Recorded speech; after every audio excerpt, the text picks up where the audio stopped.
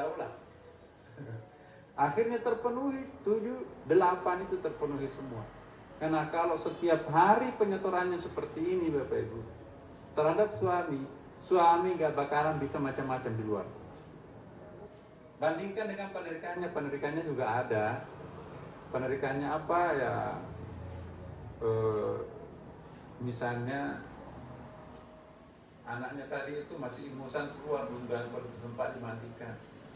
Ya, dalam hati suaminya, kamu kerjanya apa? Anak-anak belum mandi sampai jam sekian ini. Oh iya ya, minta maaf di situ. Nah kalau minta maaf, hapus checklist penarikan. Jadi suami bisa memaafkan kelemahan. Bayangkan Allah pun juga seperti itu. Mohon maaf ya Allah, ampuni aku ya Allah. Aku terlambat salat maghribnya, macet dan seterusnya. Tadinya kan dosa, tapi begitu kita mohon maaf, oh iya kamu gak jadi dosa di situ. Jadi cek penarikan dari malaikat itu diganti dengan penyetoran. Nah, rumus kehidupan seperti ini penting. Sama juga suami. Jangan pintarnya narik aja, tapi juga nggak menyetor. Setor juga apa yang paling disukai oleh istri, targetkan juga. Saya akan melakukan penyetoran terhadap istri saya sampai 8 poin. Ya. Pertama misalnya memuji masakan istri. Istri itu paling suka dipuji masakannya. Itu enak sekali mana? Ya. Ini beli di mana ini? Oh iya, langganan saya bawa. Padahal itu basa-basi. Padahal itu justru menghibur. Nah, istri itu suka dimanjakan. Istri itu suka, malam minggu ayo kita jalan-jalan, sudah lama kita nggak pernah ke mall. Apa kekurangan-kekurangan? Oh iya, sekalipun sakit, nggak jadi sakit. Ya, itu penyetoran itu. Tapi hati-hati juga Ibu, kalau suami terlalu rajin nyetor, jangan-jangan ingin menutupi sesuatu. Oh, ini ada apa ini? Tumben. Kok kenapa tiba-tiba menjadi baik? Ini pernah melakukan sesuatu? Enggak, Mbak. Benar. Kebetulan materinya tadi malam ini. Oh, kalau begitu berjumpa. Jadi Bapak Ibu sekalian, anak kita juga bisa lakukan seperti itu. Nah sekarang, penyetoran kita terhadap anak apa? Jangan kita hanya menarik, kamu harus begini, kamu harus pulang jam 6. Itu kalau anak itu terlalu banyak kata harus di telinganya dari orang tuanya, itu bosan, itu muak tuh. Nah, Papa dan Mama akan sungguh sangat senang kalau kita bisa bareng nanti salat maghrib nak ya. Makan malam, itu kan hari ulang tahun adikmu nak. Oh iya, begitu mau mampir diajak temannya ke mall, enggak, saya mau ke rumah. Ya. Kata-kata lembut itu jauh lebih menukik ke dalam batin ketimbang kamu harus, kamu tidak boleh. Nah, akhirnya nanti anak-anak kita itu akan lebih sering ke rumah temannya. Apalagi kalau kita menyuguhkan pertengkaran suami istri depan anaknya, pasti anak itu nggak betah di rumah. Ngapain di rumah? Ya. Disuguhi pertengkaran, kemana anaknya? Itu di rumah temannya. Nangis lihat, kapan ya saya lihat orang tua saya juga pingin seperti ini. Romantis banget itu orang tuanya teman saya, tapi orang tua saya berantem banget setiap hari. Jadi kita perlu merekayasa situasi yang nilainya menyetor terhadap diri anak. Ya. Kalau anak kita itu penyetoran kita banyak, tidak akan bakalan menjadi anak nakal, percayalah, akan jadi anak soleh. Anak soleh itu tergantung apa setoran kita terhadap anak itu. Kalau penarikan kita terhadap anak, dijanji-janji nggak pernah dipenuhi, itu narik itu. Apalagi kalau dipukul depan orang, dimarahin di depan orang, itu penarikan itu, bukan penyetoran itu. Tambah nakal anak itu. Ini materi kita malam ini sangat penting, Bu. Sangat applicable, sangat menentukan apakah kita besok naik kelas atau tidak.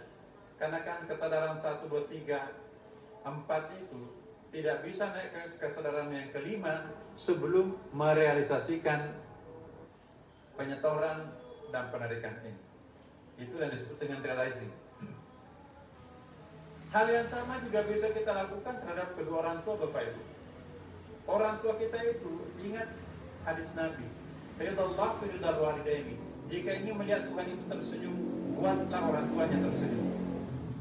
Kalau ingin melihat Tuhan itu cemberut, buatlah orang tuanya cemberut. Supaya dia tersenyum, maka kita harus saving, nyetor terhadap orang tua. Jangan menarik. Tinggal sedikit umurnya kok, masa kita mau menarik terus? Harusnya kita nyetor. Jangan hanya mengidam-idamkan harta warisannya dari beliau. Ya, itu kita tidak etis tuh. Dan terhadap siapapun juga. Sahabat yang punya perencanaan, insya Allah akan lebih permanen persahabatannya. Tapi kalau sahabat yang tidak menggunakan rumus ini, insya Allah persahabatannya tidak banyak yang langgeng. Orang itu sadis manis seperti itu, nggak pernah abadi persahabatannya. Kenapa? Nanti respect pada ada maunya terhadap orang itu. Begitu nggak ada maunya, udahlah dicuekin aja. Itu namanya orang-orang yang tidak mengindahkan rumus RTS, rekening tabungan spiritual. Sungguh saya yakin Bapak Ibu sekalian, orang yang beragama yang baik, RTS-nya akan oke, positif. Inilah yang kita harapkan. Mohon maaf, percuma kita ikut pengajian berpuluh-puluh tahun, di mana-mana, di setiap ada pengajian majelis taklim ikut, tapi tidak pernah shifting, tidak pernah berubah. Lebih banyak reaktifnya dalam setiap hari, nggak pernah hijrah menjadi orang yang proaktif, ya kan? Kalau reaktif seperti yang pernah kita bahas minggu lalu, Masya Allah, menyedot energi orang lain dan menyedot energi sendiri. Tapi kalau kita penyetorannya, kalau kita menjadi proaktif, subhanallah, didoakan orang banyak.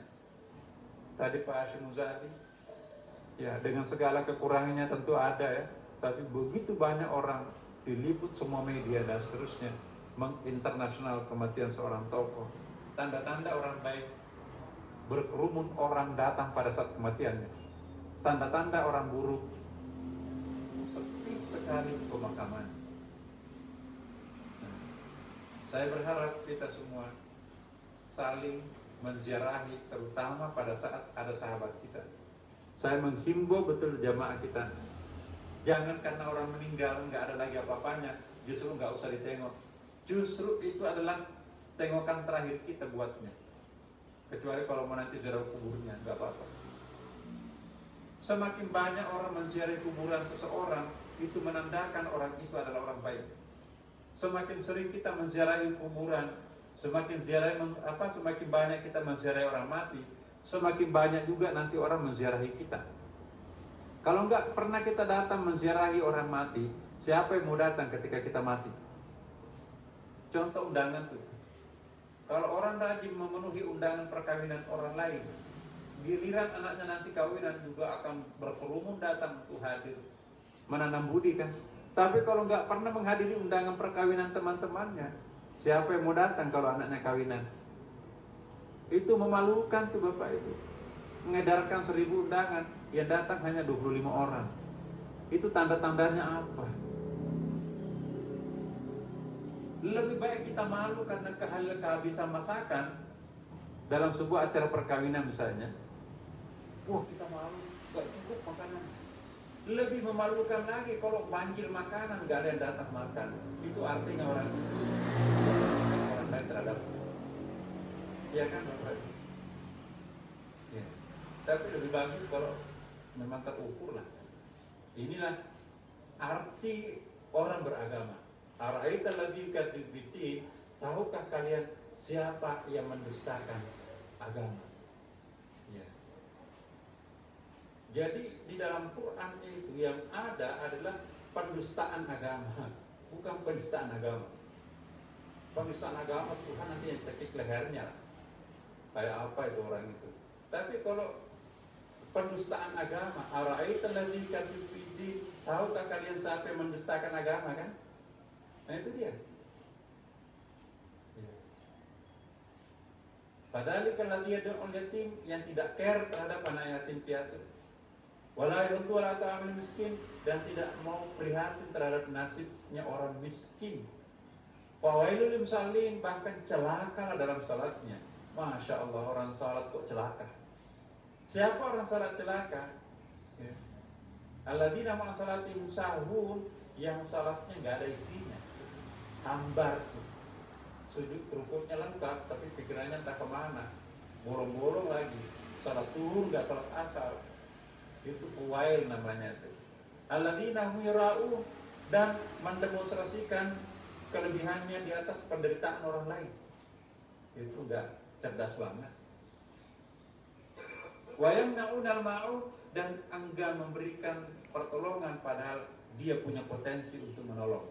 Itu orang yang menistakan agama.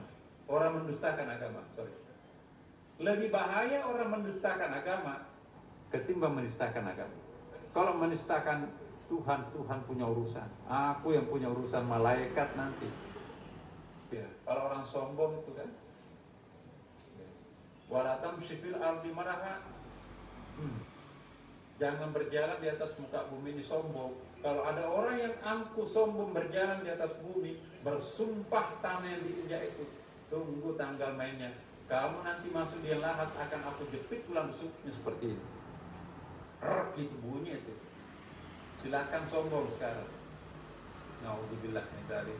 Bapak Ibu sekalian, kita sudah lewat, dan mari kita berdoa malam Jumat yang sangat bahagia ini, yang sangat indah ini, yang sangat berkah ini.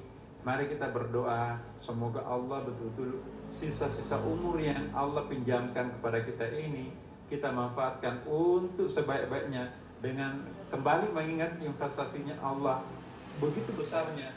Tapi kok apakah pantas kita jawab dengan penarikan? Sangat tidak masuk akal.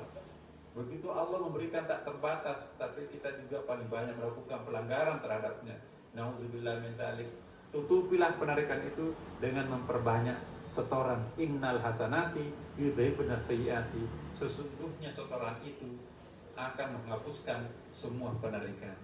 Ala hadhihi al-Fatihah.